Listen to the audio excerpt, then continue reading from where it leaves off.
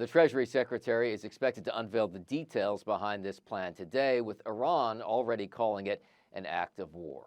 We have green, we are racing. President Trump kicking off the D.C. Grand Prix just a day before he signals another big start. This is going to be the greatest coordinated economic isolation in the history of the world. Treasury Secretary Scott Bessent has already given some hints on what comes today.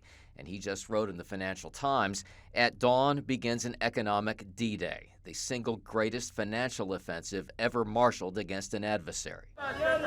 Iran's economy has already taken one hit after another with sanctions and the U.S. naval blockade. This taxi driver says his purchasing power has dropped 40%. But the White House really wants to enlist other countries to help target the regime, especially the Islamic Revolutionary Guard. Treasury wants to take away their ability to deal with front companies, whether that's banks, businesses, and believe me, from Dubai to Hong Kong, there are front companies that Iran has used over the years. Iran's new security leader is already promising to retaliate against countries that cooperate with the new U.S. effort, and critics in Congress are unswayed. What we must do is prevent this failed war from becoming a forever war. The White House also hoping for a quick end, even as this economic pressure play may take time. Now, Iran has already faced U.S. sanctions for nearly 50 years. In Washington, Doug Luzader, Fox News. Views from above by the Nevada National Guard show flames and smoke as the Hawk fire rages down a hillside toward Reno neighborhoods. When we came through, it looked like a movie scene. Like, you don't expect to see something like that in real life. Roughly 90,000 people have been urged to leave, and at least 2 medical centers have evacuated patients. Nevada's Governor Joe Lombardo has declared an emergency in Washoe County. He says the state is fully engaged alongside local and federal partners to protect lives and property. We've never had to do this before. There was no hotel room at all. So we're here at the Reno Convention Center. Officials say the fire is human caused, but haven't said how it started or whether it was intentionally set. It's kind of a more remote area outside of the city center. But the investigators are still working to determine exactly how it was caused. But we are fairly certain it's human caused. Gusty winds and dry, hot conditions are fueling the flames. We saw wind gusts in excess of 40 miles an hour that allowed that fire to travel extremely quick and cover an area of almost 6 miles in less than 24 hours. At least 6 people have been hurt, including 3 civilians and 3 first responders. None of the injuries are life-threatening, according to officials. Assessment teams are making their way into the fire zone to determine how many homes and other structures have already been destroyed. I'm Lee Waldman reporting. For a growing number of students, artificial intelligence isn't the future. It's already a part of their daily routine. According to a survey by education nonprofit Common Sense Media, 70% of teens say they use AI for their homework, while just 30% of teens say they were taught about AI safety in the classroom. Students should really begin learning about AI literacies and artificial intelligence at the same age that they're starting to use digital technologies on a pretty regular basis. As AI works its way into how children learn, communicate, and interact online, families are navigating how their kids should use it safely and effectively. We certainly have a responsibility to help our students become AI literate at the middle and high school level. Danny Harrow, a professor at Clemson University, says kids need to be taught specifically about privacy and how their data is shared with AI. Are you sharing information about your location, where you live, your name, personal details? A lot of teens in particular, when they're working with a chatbot, they almost humanize the chatbot. They're slowly providing or giving information that could come back to do some harm. Another AI concern among schools, cheating. Harrow acknowledges AI makes cheating easier and says teachers will have to rethink their education methods. It could be students giving some sort of oral presentation and doing different checks. It could be asking students to reflect on the process, the work that they're doing. Harrow recommends parents approach AI with curiosity rather than fear. In New York, CB Cotton, Fox News. I've been AP's climate and environment editor for nearly 5 years. I've read and edited thousands of stories and analyzed numerous models on global temperature rise, which comes mostly from greenhouse gases being released when oil, gas, and coal are burned. One thing that worries me is the possibility that we are heading towards truly catastrophic extreme weather events. Imagine a heat wave that kills 1 million people, or a tropical storm and subsequent flooding that batters and washes away entire cities. Of course, the heat waves, tropical storms, flooding, droughts, and wildfires are already happening on a large scale. But are larger disturbances, what we have only seen in books and in movies, on the way? We continue to send billions of tons of greenhouse gases into the atmosphere. Major ecosystems from corals to the Amazon rainforest are reaching tipping points. And at least for the next year, we have a major accelerant in El Niño, a naturally occurring weather phenomenon that leads to warming in parts of the world. I decided to check in with some of the world's top scientists and experts to see how they are viewing this moment. We have a long-term warming trend that's increasing the risk of a lot of these big hazards. A big El Niño puts an exclamation point on that and greatly shifts the global climatology to favor severe flood risk or severe drought risk, respectively, in different parts of the world. Of course, climate scientists are always careful in their language, and with good reason. Nobody can say for sure when or where a mega disaster may happen, but we do know the intervals between extreme events are shortening. Arguably, we may have already entered a time of mega extremes. Consider the wildfires in Spain, France, and Canada happening right now, or the floods in Texas last year, or Pakistan in 2022 when 1/3 of the country was underwater. If we get used to these sorts of events occurring season after season, if we get used to bracing ourselves and used to northern and southern hemisphere fire seasons overlapping, are we going to notice? Are we going to sit up and take notice like we really need to? I don't know. It's also important to think of how mega extreme weather events could impact other things like a war or food shortages from drought. Many countries around the world, the biggest threat from climate change will be the cascading consequences. It won't necessarily be the city leveling storm or the major heat extreme like wet bulb event. It will be the fact that an event happens at the same time as something else, at the same time as something else, and all these things are layered together. While it's impossible to know for sure when something may happen, it's less a question of if as it is when. So the question becomes, are countries prepared? Experts say this year's holiday travel landscape is shaping up different than last year's. Last year at this time, I had really good news for consumers, which was airfare was down. This year, it's completely the opposite story. Clint Henderson, managing editor for travel website The Points Guy, says their fare tracking already shows holiday fares climbing. Right now, we're seeing prices up anywhere between 13 and 18% for holiday flights. I think that could spike to 30% or even more if people wait too long. Airfares are up more than 25% over last year, according to the latest government inflation data. The Iran war has pushed oil prices higher, and airlines are shelling out more for jet fuel costs. But PointsPath founder and CEO Julian Keel says flyers are playing a part too. People still want to travel. Even as prices go higher, demand is not decreasing. That means airlines can keep those prices high, especially at key holiday time. For November and December flights this year, Henderson says the booking timeline has changed. Usually you have till almost Halloween in many cases to get the best deals. This year we're throwing that playbook out the window. We're telling people, go ahead and book your holiday flights now. Keel also says lock in fares now if possible, but keep up the search. Most airfares today, aside from basic economy, can be canceled or changed without a penalty. So go ahead, find a fare that works for you for the holidays, lock it in, but keep looking, use some of those technology tools available. If you find a lower price, cancel your other flight, lock in the new price. In Washington, I'm Karen Kafa.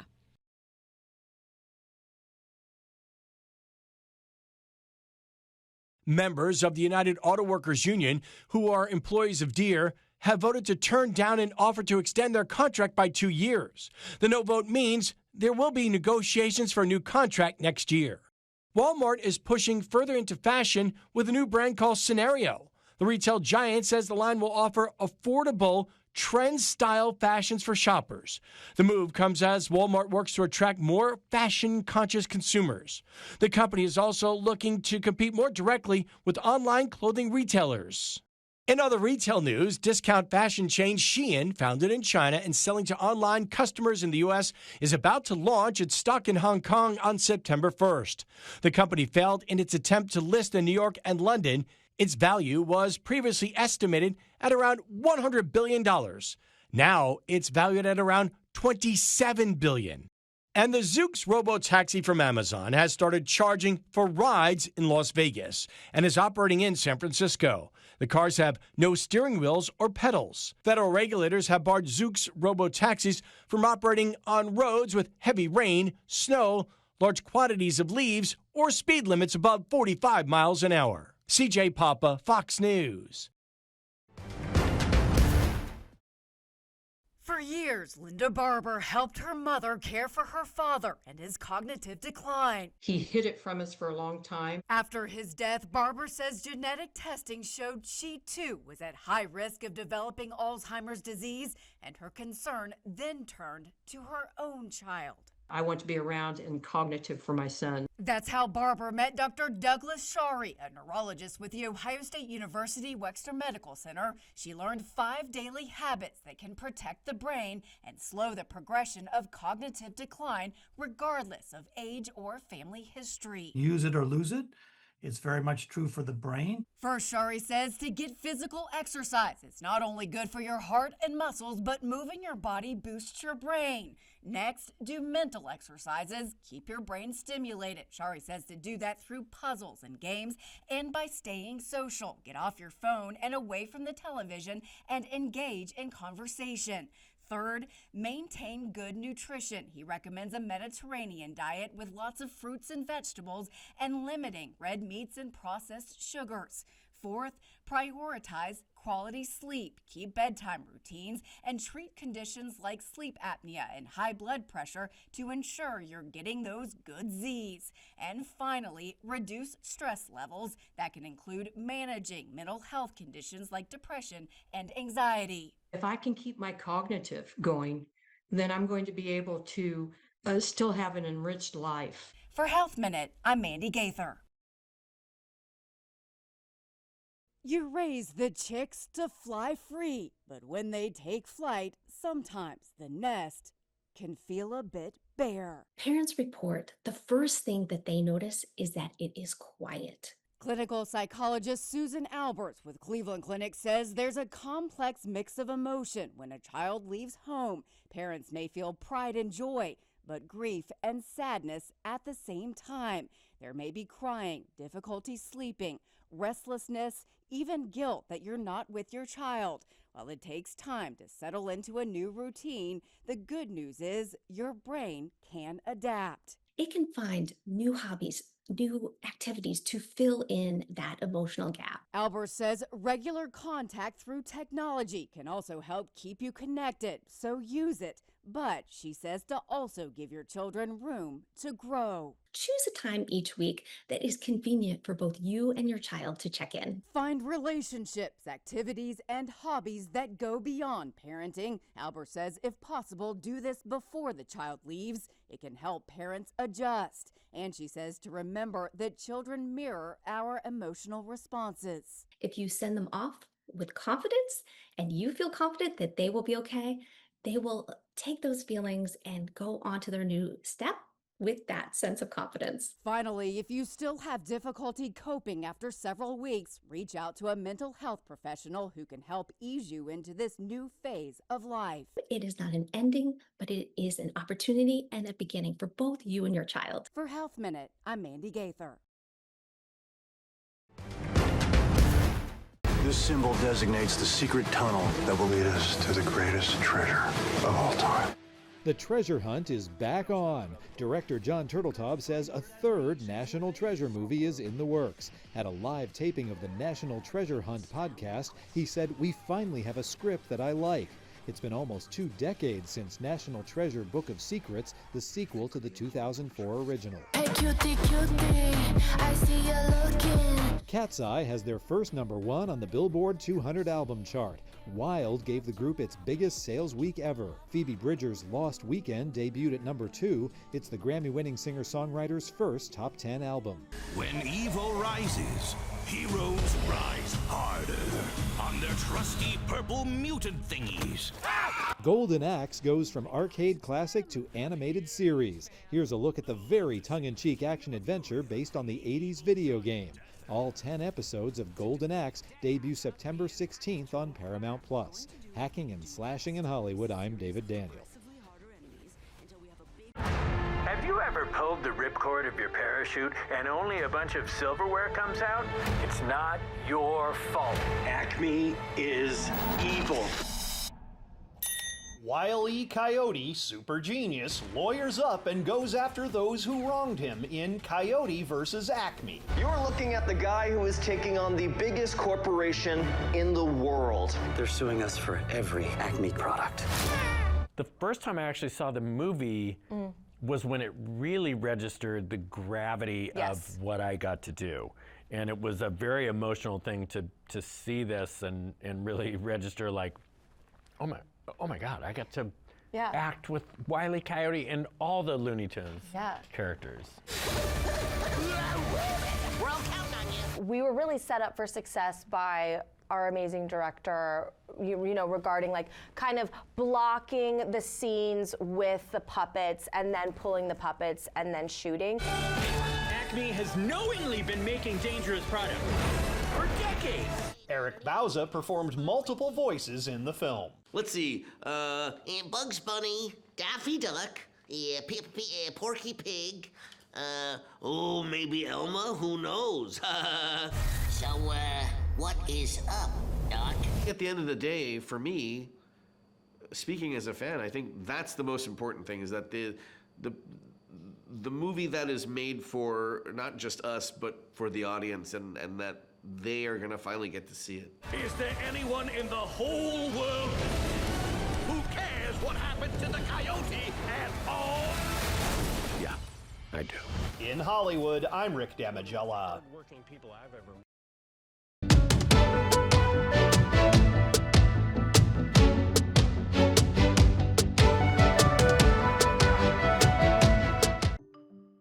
Watch a more than 400-year-old Japanese castle carefully picked up and moved with the help of 1,000 people playing tug of war.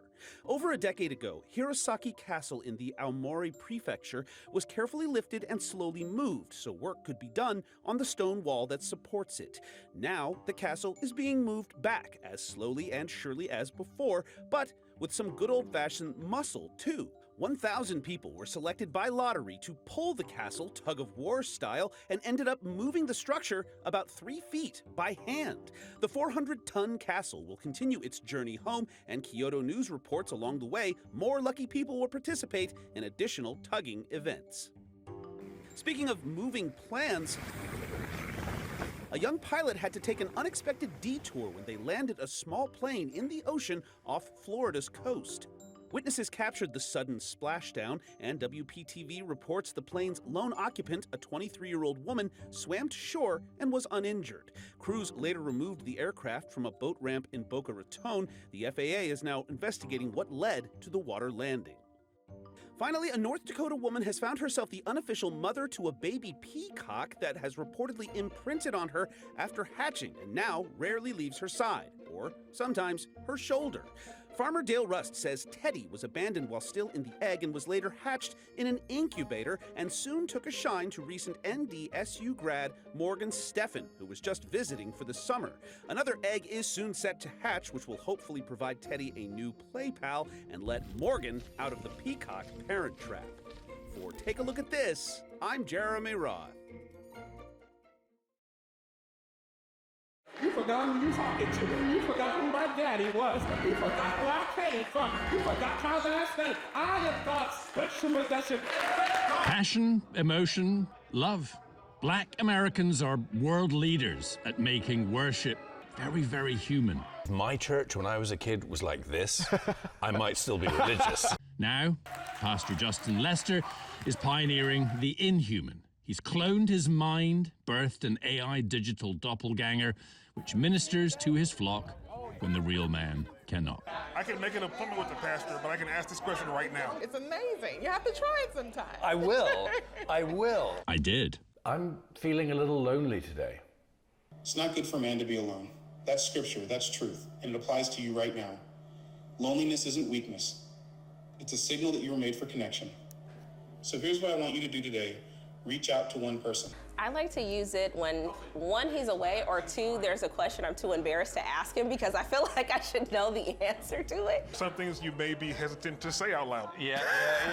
You know what I mean? So, how does it work? I connected on YouTube, my TikTok, my Instagram, and everything I've ever written. So all the way back to every sermon I've ever preached, books, all of that are in there. You obviously evolve as a human and as a preacher and a pastor. Does it evolve with you? Every single day it updates. You said in your sermon Sunday to give other people credit. What did you mean? Nick, I appreciate you pressing me on that. Let me be real with you. I was talking about giving credit to the people around you. It creeps me out because like somebody's literally talked to it before and was like, I literally thought you had a conversation with me. So I don't have the video part on. Okay. Because that was weird. But so if the tech there catches up, will you do so I can look at you? Absolutely. Yeah, I'll do it. Because I'm curious about it. I'm an innovator. I'm not gonna lie, I would live for that. I live for that. He's already launched Pastor GPT, which helps other pastors write sermons, and his little church offers coding classes and uses AI to handle the earthly and mundane. Like I went to school to preach the gospel, to teach the gospel, care for God's people. I did not go to school to email. So AI is giving you more time to be human. Absolutely. AI, man, gives me more time to be a better father, be a better husband, to be a better pastor. Hospital visits don't have to be 5 minutes, they can be 20. But can AI do this?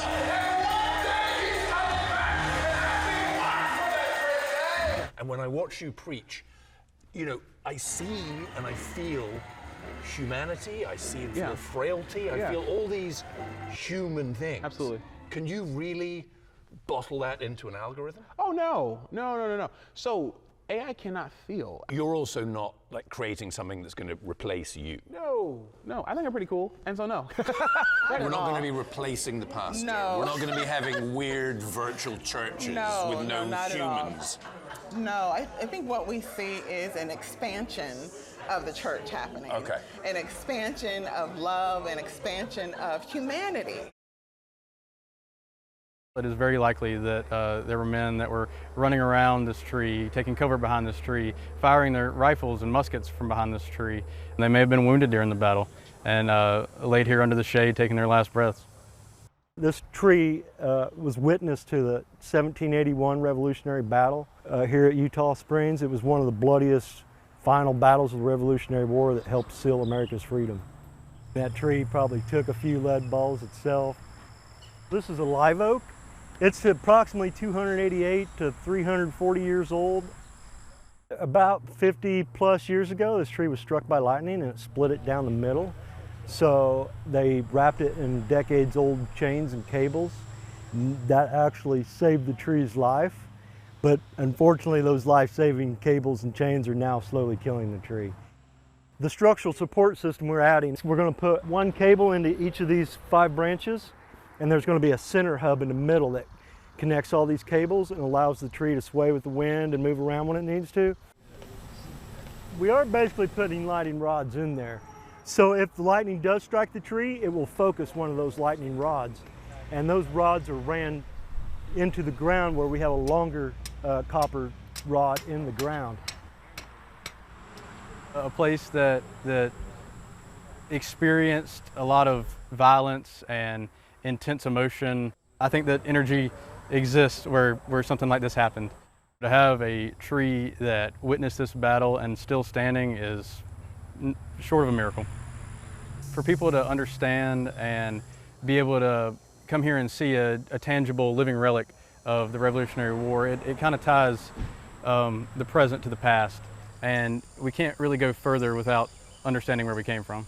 I have never heard of a witness tree before until I stopped and asked you. I think that's great. I think something like this should be preserved. What we're doing is trying to preserve it for at least another 100 years, hopefully longer. We had this eruption in Håluhraun, and we had like an enormous amount of material just running over the landscape.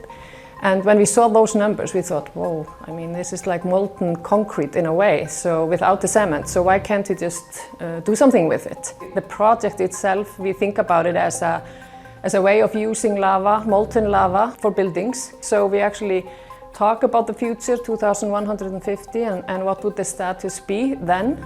And then we are looking at possible methods to get there. We think about it as robots that would travel the lava fields and just kind of gather the molten lava and then create some kind of structures. And then we have, of course, the prefabrication method. We can guide the molten lava into some kind of factory that would kind of use pressure, heat, and time to kind of get different results. It's a very interesting texture that we also are very interested in, imagining cities and buildings with this kind of materiality, because it's something you haven't really seen. Building industry is interested in this because they, for example, concrete producers, they have to lower their CO2 emissions because it's the biggest emitter in the building industry. And also they are using this material already. And concrete is like 98% basalt anyway.